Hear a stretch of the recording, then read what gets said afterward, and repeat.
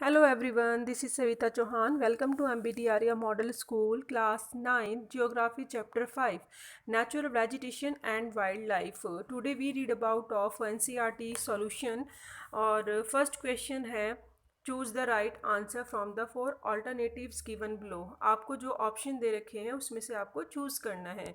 First question में पूछा है following types of vegetation does rubber belong to.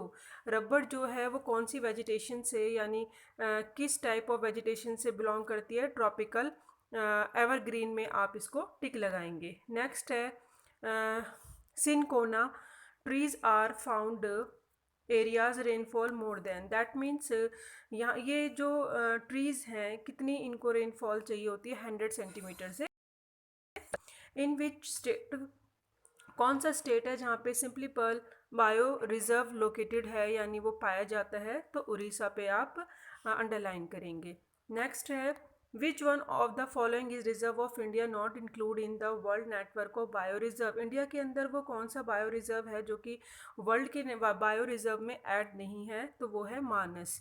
इस पे आप टिक लगाएंगे। नेक्स्ट क्वेश्चन ब्रीफली स्टार्ट हो गए हैं। इकोसिस्टम ये थोड़ा सा इंपॉर्टेंट है और इजी भी है, जो आप बना के भी लिख सकते हैं। इकोसिस्टम मीन्स होता है स्टूडेंट जहाँ पे प्लांट और एनिमल्स होते हैं, इंटरडिपेंड होते हैं एक दूसरे पे। एक ऐसा एरिया जहाँ पे कोई ना कोई अपनी रिक्वायरमेंट्स के लिए दूसरे पे डिपेंड करता है। तो जैसे प्लांट एनिमल्स हैं along with their physical environment make the ecosystem, और उनकी जो एनवायरनमेंट होती है वो एक इकोसिस्टम बनाती है। ब्यूटी ऑफ नेचर है, जो भी वहाँ पे एनिमल्स हैं अपनी ज़रूरत के लिए वो दूसरे पे डिपेंड होते हैं अपने फूड के लिए। Inter relation between plants and animal, plant जो है वो एनिमल्स पे डिपेंड है, एनिमल्स प्लांट्स पे डिपेंड है। In the natural environment is called, और यही जो नेचुरल एनवायरनमेंट है जो मिलता है उसे हम इकोसिस्टम कहते हैं। और प्लांट और एनिमल हैं जो कि इस इकोसिस्टम को बनाते हैं और बैलेंस करते हैं। What factor responsible for the distributions of plants animals in India.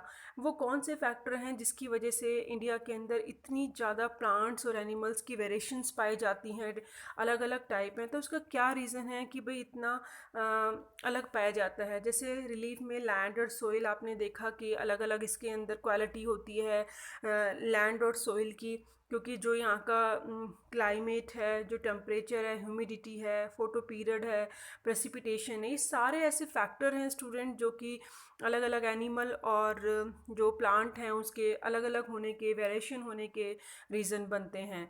Bio reserve क्या होता है, एग्जांपल दीजिए। Bio reserves are the large area of vegetation wildlife and the environment are conserve to preserve biological diversity. That means एक ऐसा natural environment दिया जाता है vegetation और वाइल्ड लाइफ को प्रोटेक्ट करने के लिए, और बिल्कुल ऐसे उसको बनाया जाता है जहाँ पे एनिमल रहते हैं, प्योर उनकी वेजिटेशन रहती है, उनको कंजर्व किया जाता है। तो बायो रिजर्व कहलाता है, यानी उनकी जो अलग अलग डाइवर्सिटी है उसको कलेक्ट करके रखना, उनको प्रिजर्व करना, उनको कंजर्व करना।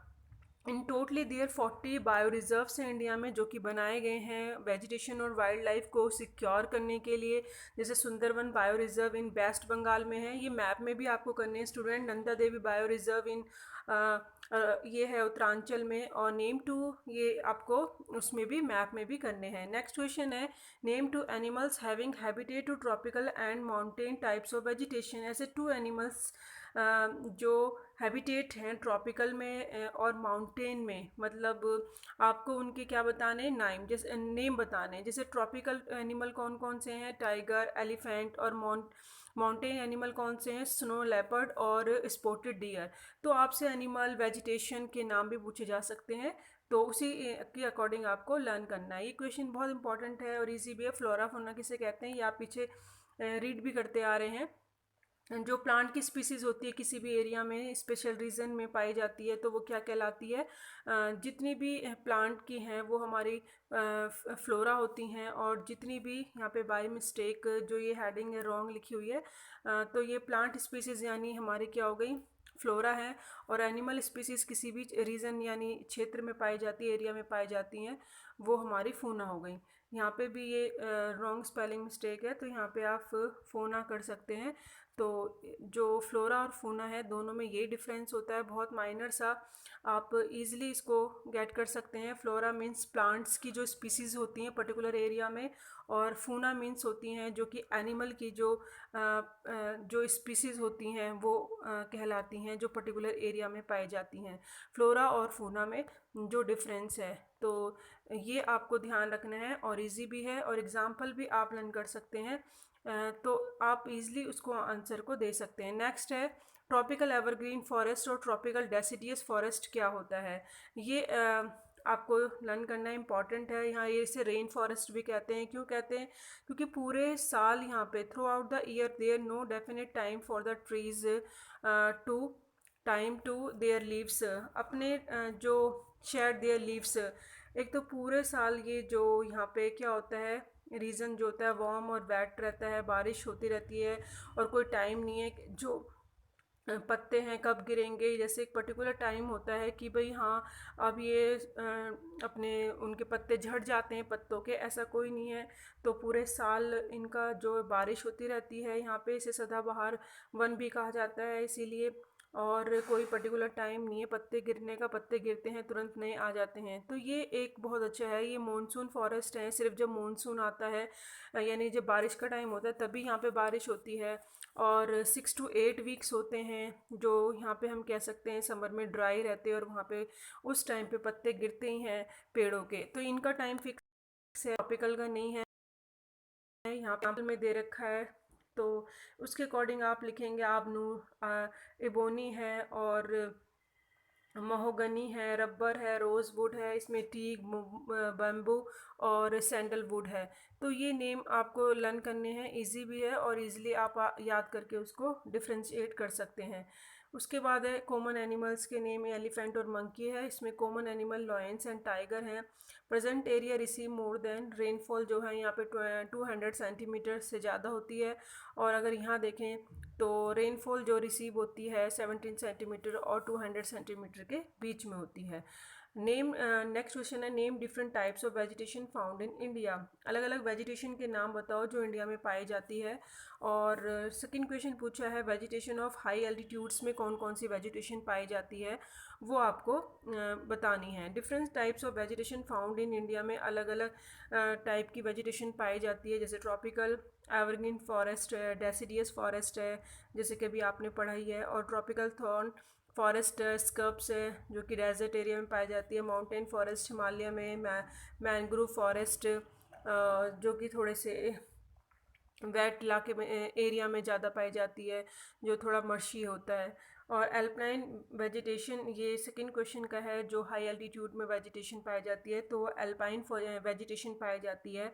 और एट प्लेस इसकी जो हाइट होती है 3600 तक होती है की हाइट वाले प्लेसेस पे पाई जाती है। एंड द ट्रीज कॉमन जो हैं इसमें जो पाए जाते हैं, सिल्वर फिर हो गया, जूनिफर हो गया, पाइन्स हैं, ब्रिचेस ये हैं। और स्टर्न जो ये ट्रीज़ होते हैं स्नो लाइन पे जो होते हैं बिल्कुल ढके होते हैं। और देर आ रहा श्रब, जो यहाँ पे जो श्रब्स पाई जाती है वो एल्पाइन ग्रास लैंड्स में मिक्स हो जाती है।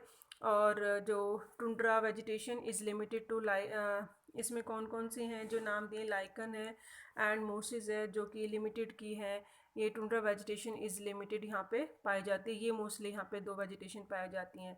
तो ये हाई एल्टीट्यूड वेजिटेशन बोला है, जो कि आप जो टॉपिक उसमें रीड कर रहे थे उसके अंदर आप देखेंगे कि जो ट्रॉपिकल एवरग्रीन फॉरेस्ट है उसमें अलग वेजिटेशन पाई जाती है, ट्रॉपिकल डेसिडियस में अलग है, फॉरेस्ट थ्रॉन फॉरेस्ट में अलग है, माउंटेन में अलग है। सबका रीज़न है क्योंकि क्लाइमेट अलग है सबका, क्योंकि इनकी सोइल और टेम्परेचर प्रेसिपिटेशन होने की वजह से सबका अलग अलग है। तो ये आपको इन चीज़ों का ध्यान रखना है। नेक्स्ट है few species of plant and animals and dangers in India. कुछ स्पीसीज़ अब ऐसी हो चुकी हैं प्लांट की और एनिमल्स की, वो बहुत डेंजर्स में हैं। क्यों, ऐसा क्या रीज़न है?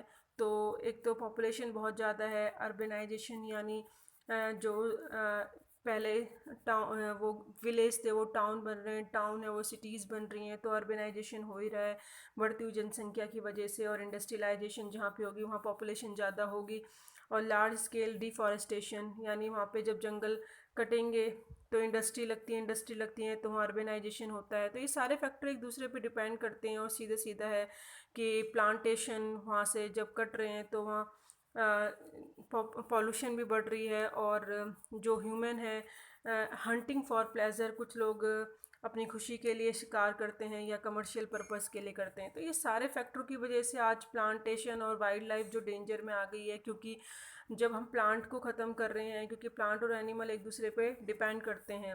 प्लांट्स को अगर हम बिल्कुल फिनिश करते जाएंगे तो एनिमल्स का हंटिंग करते रहेंगे, और कहीं ना कहीं हम उनको डिस्ट्रॉय कर रहे हैं। और उनको डिस्ट्रॉय करने का मतलब है कि हम इकोसिस्टम को फिनिश कर रहे हैं, क्योंकि वो एक बैलेंस बना के रखते हैं प्लांट्स और एनिमल इकोसिस्टम को बैलेंस करने में, जो कि ह्यूमन तभी सर्वाइव कर सकता है। नेक्स्ट है, इंडिया के अंदर जो हेरिटेज है फ्लोरा और फोना की इतनी क्यों है, ऐसा क्या रीज़न है? क्योंकि यहाँ पे जो एक तो डाइवर्स कंट्री है, हर चीज़ यहाँ पे आपने भी देखा कितने टाइप की वेजिटेशन पाई जाती हैं, माउंटेन्स भी हैं, प्लेट्यूज भी हैं, प्लेन्स भी हैं। फिर जो ज्योग्राफिकल आप देखेंगे इतनी वेरिएशंस है, तो वहाँ पे अलग अलग टाइप की इतनी सारी चीज़ें मिलती हैं कि वहाँ पे वेजिटेशन और एनिमल भी डिफरेंट हैं। डिफरेंट टाइप्स ऑफ वेजिटेशन के होने का रीज़न यही है, और उनको सपोर्ट भी मिलता है डिफरेंट टाइप ऑफ एनिमल्स को, क्योंकि एरिया वाइज इतनी डाइवर्सिटी है। सॉइल की इतनी वेरिएशन पाई जाती है, वेजिटेशन को सपोर्ट मिलता है अलग अलग। अभी आपने जब वेजिटेशन टॉपिक में पढ़ा था, ऐसे ही टेम्परेचर ह्यूमिडिटी की वजह से जो क्लाइमेट फैक्टर्स हैं उनकी वजह से साउथ हो गया या ईस्ट टू वेस्ट हो गया, तो अलग अलग उनको सपोर्ट मिलता है, और फ्लोरा और फोना डिफरेंट होते ही हैं। जैसे कि पर्टिकुलर आपने अभी स्पेसिफिक टॉपिक में जब रीड करा था कि कितने क्या क्या रीज़न है, किस तरीके से हैं मैप के थ्रू भी। और India has a monsoon climate भी आपने देखा, वेरीज आपको वहाँ पे मिलेगी 20 सेंटीमीटर से लेके 300 सेंटीमीटर तक अलग अलग डिस्ट्रीब्यूशन है, वो भी सपोर्ट करता है फ्लोरा और फूना में। और कहीं पे सनलाइट कम है तो कहीं पे ज़्यादा है, तो ये ऑल्टीट्यूड और लैटिट्यूड अलग अलग होने की वजह से भी रीज़न बनता है कि जो वेरिएशन इतनी पाई जाती है फूना की। तो स्टूडेंट ये बहुत इजी है क्वेश्चंस, और आप इजीली इनको समझ सकते हैं और एक्सप्लेन करके अपने आप लिख भी सकते हैं, क्योंकि अगर कॉन्सेप्ट क्लियर हो जाता है तो आप इजीली लिख सकते हैं। और इसके कुछ क्वेश्चंस हैं जो कि रिलेटेड टू योर टॉपिक्स हैं, जो कि उसके कॉन्सेप्ट जैसे कि फैक्टर्स हैं उसके कॉन्सेप्ट आपको डिटेल में टॉपिक के अंदर फिनिश करने पड़ेंगे, और जब आप उसको ईज़िली कॉन्सेप्ट के साथ कर सकते हैं। Thank you so much, keep watching, keep learning.